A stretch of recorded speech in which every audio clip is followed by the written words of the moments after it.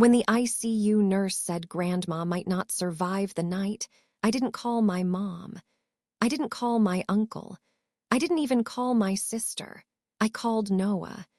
And when I landed in Savannah at 2:43 a.m., dragging my suitcase through the sterile glare of Terminal C, he was already there, leaning against a rental Camry, 2 cups of coffee in hand, wearing my favorite hoodie like it belonged to him. He didn't say anything, just handed me the coffee and unlocked the passenger door.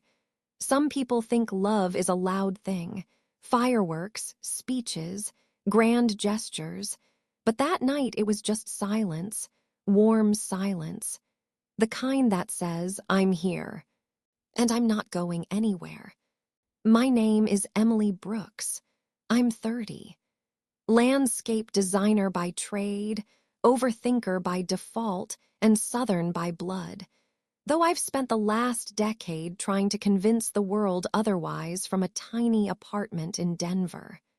But none of that mattered when Grandma Lorraine was hooked up to 4 machines and a ventilator, alone in a sterile ICU room at Memorial East.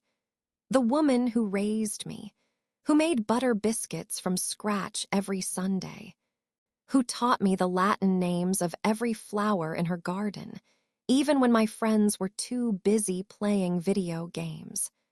The woman who didn't just teach me how to grow things. She taught me how to survive when everything around you feels like it's dying. And while she lay unconscious, fighting for her life, my mother was on a beach in Key West, matching bikinis with her new fiancé, holding cocktails that cost more than a month of Grandma's prescriptions.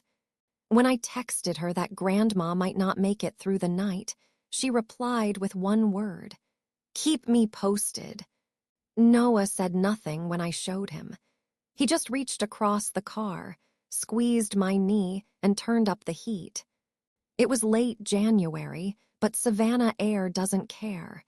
It was humid and heavy, like grief in liquid form. We didn't check into a hotel. Noah had already reserved the family stay suite at the hospital.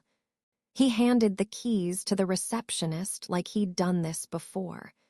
Like he'd always been a part of this family, even if no one else acknowledged him. I walked into ICU room 312 like I was stepping into someone else's story. There she was, Grandma Lorraine. Hair flattened against the pillow, tubes in her nose. Skin too pale for someone who once burned under Georgia sun every summer because she refused to wear a hat.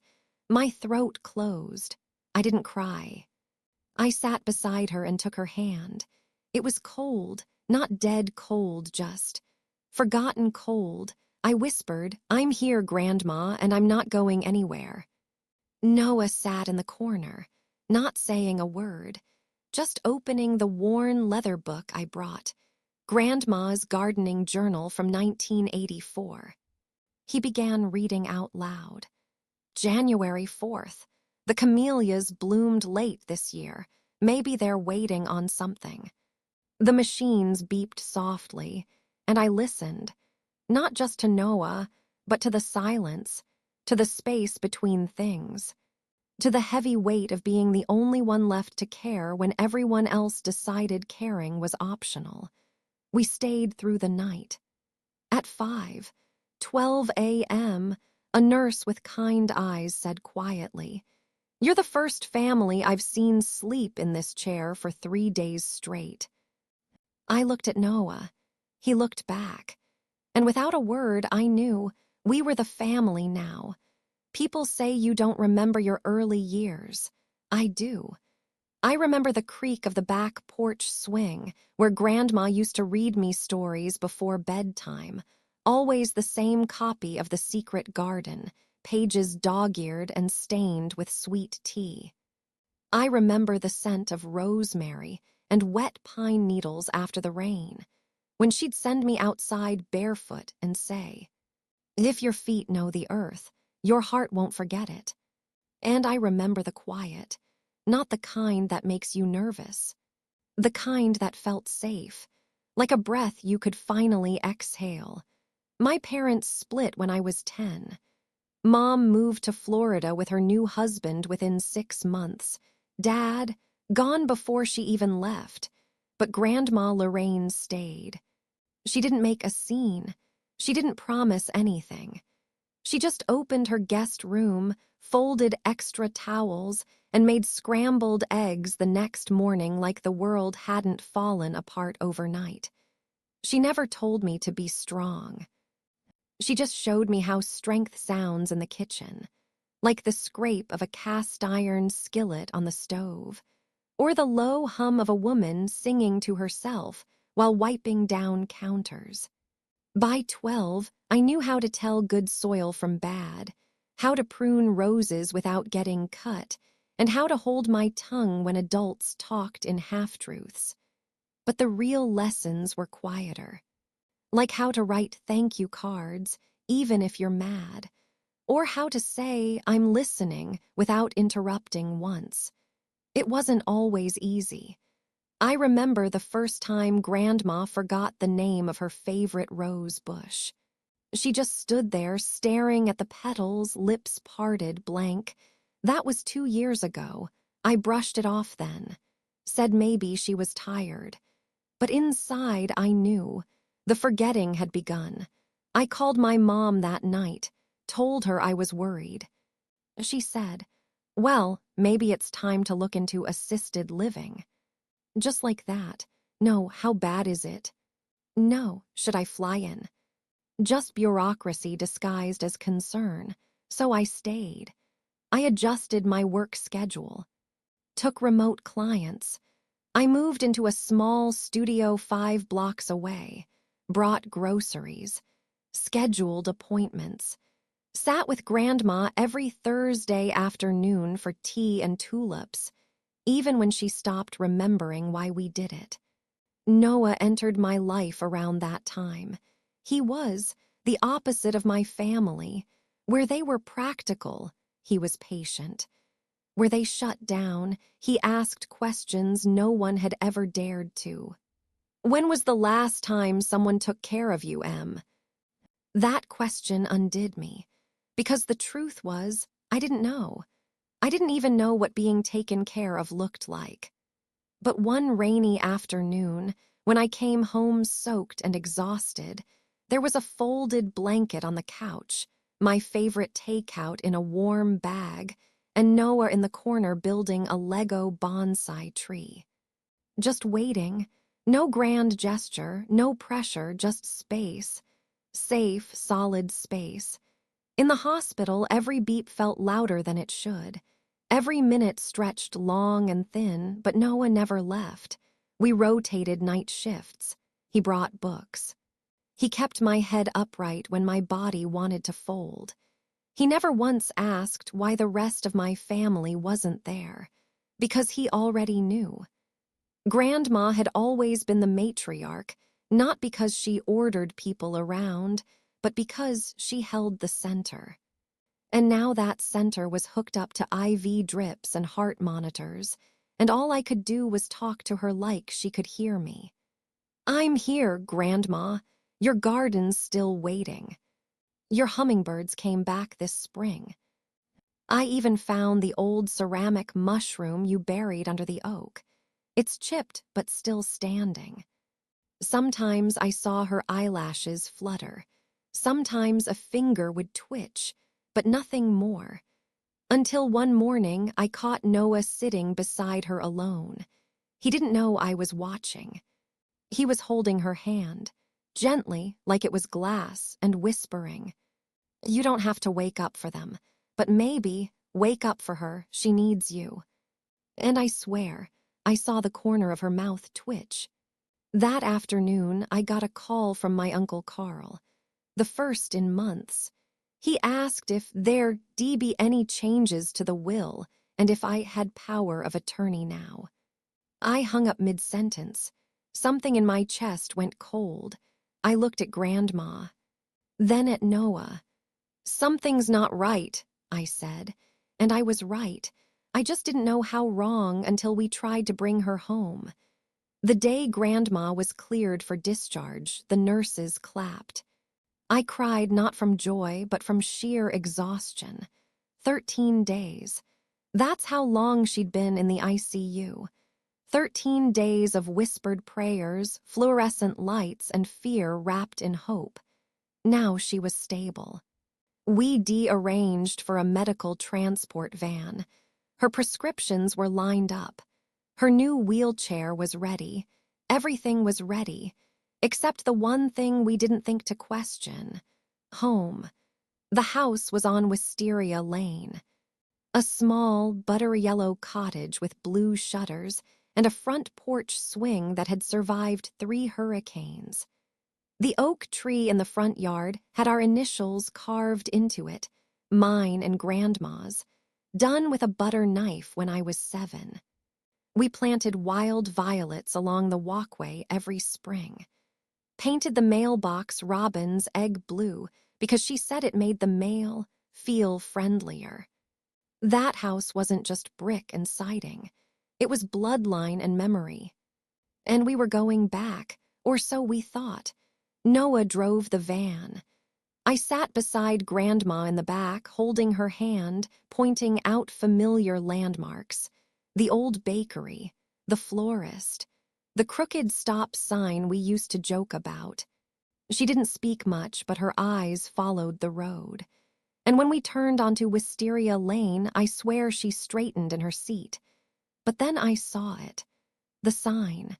A real estate sold sign half buried in the grass. And a silver Lexus parked in the driveway. The porch swing was gone. The shutters had been painted over a sterile white. The mailbox, replaced, I froze. "No," I whispered. Noah's hands gripped the wheel. "Them." I jumped out before the van had fully stopped. A woman stepped out of the house, startled, mid-30s, ponytail, holding a Starbucks cup and a set of keys. "Can I help you?" she asked, blinking. I looked past her into the foyer. The hardwood floor had been polished, but the rug was gone. The photo wall I helped Grandma hang piece by piece vanished. My voice shook. "This is Lorraine Brooks' home. I'm her granddaughter. We're bringing her home." The woman's face softened, but her words didn't. "I'm so sorry. We closed on the property last week. It was sold legally. Through McAllen Realty. Your uncle handled everything." "Uncle Carl." My knees buckled slightly. Noah was behind me in seconds, a hand at my back. The woman stepped aside, called into the house. A man appeared holding a file folder. "Martin Brooks?" he asked. I nodded blankly. "That's the name on the seller's side." He signed the deed with power of attorney. I couldn't speak, just stared at the folder, at the paper that held my family's legacy, now someone else's. "He said your grandmother was entering full-time care," the man added. "Said the house was too much to maintain. It all checked out." My grandmother's fingers tightened around the wheelchair arms. "This is my house," she whispered, voice raw. The woman's eyes widened. I didn't know she was still alive. No one said anything for a long time.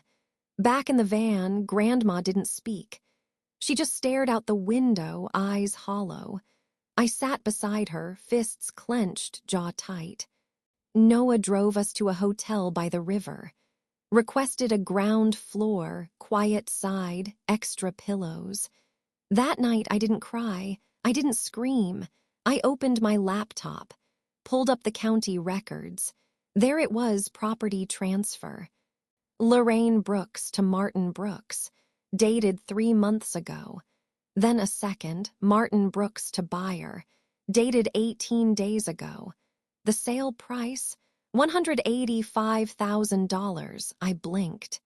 That house was worth at least $350,000 on a bad day. Quick sale. Cash buyer.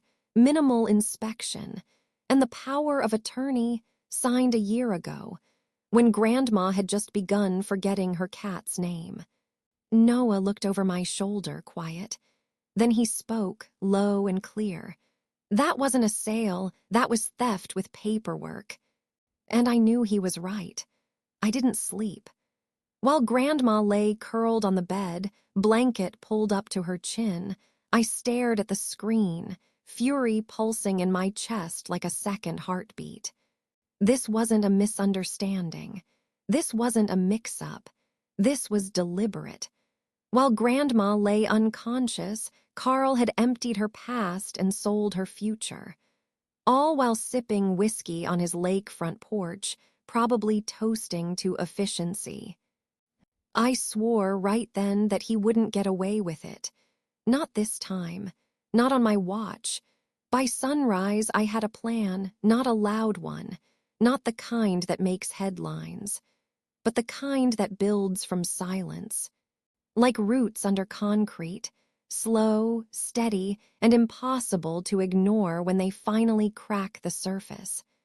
I called the county clerk's office first, requested the digital copy of the deed transfer. It took 3 minutes to confirm what I already knew. Carl Brooks had signed the seller line. With a power of attorney supposedly granted by Lorraine Brooks, a full financial and property authorization dated 11 months ago. My stomach turned. That was around the time Grandma started forgetting whether she'd eaten lunch. The same month she called me and asked what year it was, twice in one day. There was no way she was in sound enough mind to hand over her house. But the paperwork said otherwise. Noah leaned over my shoulder. He timed it, he said quietly.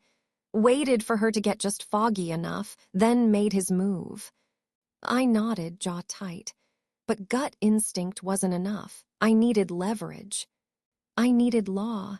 I remembered something Grandma once told me, back when I was 15 and thinking of skipping school to avoid a math test. A shortcut taken in silence is just a lie that hasn't been caught yet. Carl had taken a shortcut, and I was going to catch it. I called Malcolm Hayes, Grandma's old attorney. He was nearly 80, retired now, living 2 towns over in a cabin with no Wi-Fi and a wall of paper files stacked taller than me. But he answered the landline after 2 rings. "Emily Brooks," he said, voice raspy but warm. "You sound like your grandmother." "She's awake," I said, "but the house is gone, sold. Carl used a POA." There was silence on the line. "Then, come tomorrow. I still have her original documents. Bring copies of everything else." I booked the drive immediately. The next day, I left Grandma resting at the hotel with Noah. When I got to Malcolm's cabin, the smell hit me first, cedar, dust, and a hint of pipe tobacco. He wore a brown cardigan with holes in the elbows and glasses too low on his nose. But his mind, still sharp as a tack. He slid a thick file across the desk. Inside, the original POA signed 3 years ago. Specific clauses, medical and end-of-life decisions only. No mention of real estate. No financial authority. "Your grandmother was very clear," Malcolm said. "She didn't want anyone touching the house. Said it was her anchor." My throat tightened. I flipped through the pages until I saw it. Her handwriting, slightly shaky but unmistakable. "The wisteria property shall remain under my name and protection until death or direct transfer to Emily Brooks." No room for interpretation.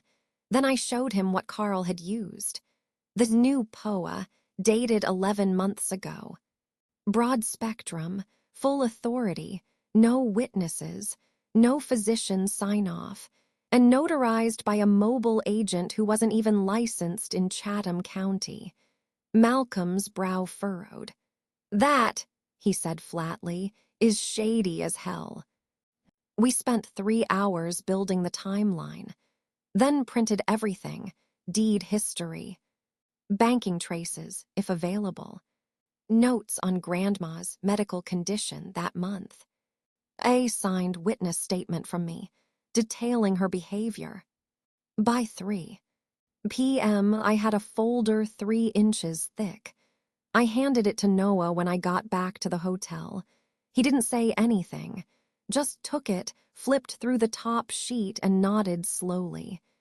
"You ready for this?" he asked.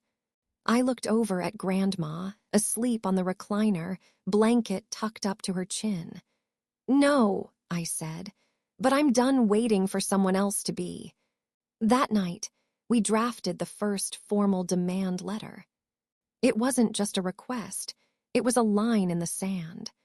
I listed the following: date and value of the unauthorized sale, discrepancy in market value, illegitimacy of the POA document, no doctor clearance, no witnesses, non-jurisdictional notary, full intention to file for financial elder abuse and civil theft under Georgia law, unless restitution and reversal were initiated in 10 business days.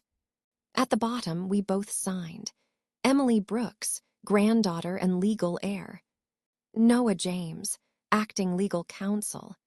We sent it certified mail, and then we waited. The call came 3 days later. Carl's voice on the other end wasn't the loud, cocky version I remembered. It was flat, controlled, but shaking under the surface. "What the hell do you think you're doing, Emily?"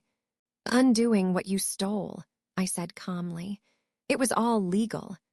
I have a right. Not if it was signed under impairment. Not if it was fraudulent. And not if I have witnesses and your notary's license has expired." A silence. Then, "You're going to regret this." "No, Carl," I replied. "You are." That night, as Noah poured tea into 2 chipped mugs, I looked out the window at the rain. Grandma stirred in the chair behind me. "You did good," she murmured. I turned. "You're not mad I'm going to court over this?" She smiled, faint, but proud. "It's not just about a house, baby. It's about letting people know they can't erase you while you're still breathing." And right then, I knew. This wasn't revenge. It was restoration. The courtroom smelled like old paper and lemon-scented cleaner. Sunlight filtered through the high windows, cutting across the benches like judgment itself. I wore navy, no makeup, hair pulled back into a low twist like Grandma used to do before church. This wasn't about appearance. This was about truth. Noah sat beside me at the plaintiff's table, calm but alert. His fingers rested on the folder, our folder, containing everything we'd gathered. Across the aisle sat Carl, my uncle, charcoal suit, cufflinks, a watch that cost more than the down payment on a home. His lawyer, slick, silver-haired and smirking, kept patting him on the shoulder like they had this in the bag. Behind him sat my mother, arms crossed, jaw tight. Next to her, my cousin Jenna scrolled on her phone. They didn't look at me. When they wheeled Grandma in, the room shifted. She wore a soft gray cardigan. Her hair had been brushed and pinned. She looked small, but not weak. She looked present. And when she turned her head and found my eyes, she smiled. That smile, right there, that was my verdict before the hearing even began. The judge was a woman named Judge Corrine Mabry, mid-50s, firm but kind. Her voice didn't rise. It didn't need to. "Let's begin." Noah opened with the facts. The invalidity of the POA Carl used. The suspicious timing, just before Grandma's cognitive evaluations began. The underpriced sale and rapid transfer of funds into Carl's personal account. the notary's license having expired 6 weeks before the signing. Each sentence landed like a soft hammer. Quiet, but final. Then Carl's lawyer stood. He used bigger words, fancier language. My client acted in good faith. His mother was declining, yes, but she was still lucid. The sale was in her best interest. Assisted care was inevitable. He made a difficult choice out of love. Love. Funny how often that word gets weaponized. Then I stood. And for a second my hands shook. But I looked at Grandma, and they stilled. Your Honor, I began. For 13 days my grandmother lay unconscious in an ICU bed. Carl never visited, never called, never asked. But 2 weeks before that, he emptied her bank account and sold her house. He didn't tell her, didn't tell me. He just decided, quietly, legally, and he almost got away with it. I turned toward Carl. This isn't about a property. This is about a person. A living, breathing woman you erased before she was even gone. I turned back. This courtroom can't restore every stolen memory. But it can send a message. No one gets to bury someone while they're still breathing. The final witness was Grandma. She spoke slowly, carefully, but when she did, no one moved. I trusted my son, she said. I thought that meant something. But Emily never left my side. She looked at Carl, not angrily, just disappointed. It wasn't the sale that broke me. It was realizing you'd already decided I was gone. The courtroom was silent. Even Jenna put her phone down. After closing arguments, we stepped outside to wait. The breeze was soft. Somewhere nearby, a dog barked and someone laughed. Life continued. Noah sat beside me on the bench, elbow touching mine. You think she'll rule in our favor? He asked. I stared straight ahead. I think she saw what she needed to see. 40 minutes later, we were called back in. Everyone rose. Judge Mabry didn't drag it out.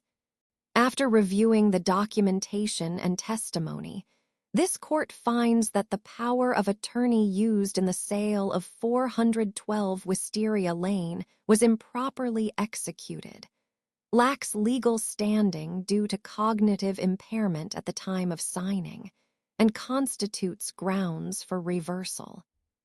Further, the financial transactions connected to the sale reflect personal enrichment rather than fiduciary duty. She looked straight at Carl. You didn't act out of care. You acted out of convenience. Then, to me, Miss Brooks, you are granted full restoration of property title, damages equivalent to the undervaluation amount, and legal authority over Ms. Lorraine Brooks, estate going forward. The gavel dropped. I didn't cry. Grandma reached out and squeezed my hand. Let's go home, she whispered. We didn't return to the old house. Too many shadows, too much erasure. Instead, I bought a sunlit cottage on the edge of town, just big enough for two and a garden. We planted violets again, hung a new swing. Noah painted the mailbox robin's egg blue. And in the front yard, beneath the oak sapling we planted from an acorn Grandma saved, we placed a stone, etched with 3 words. Still here. Still rooted.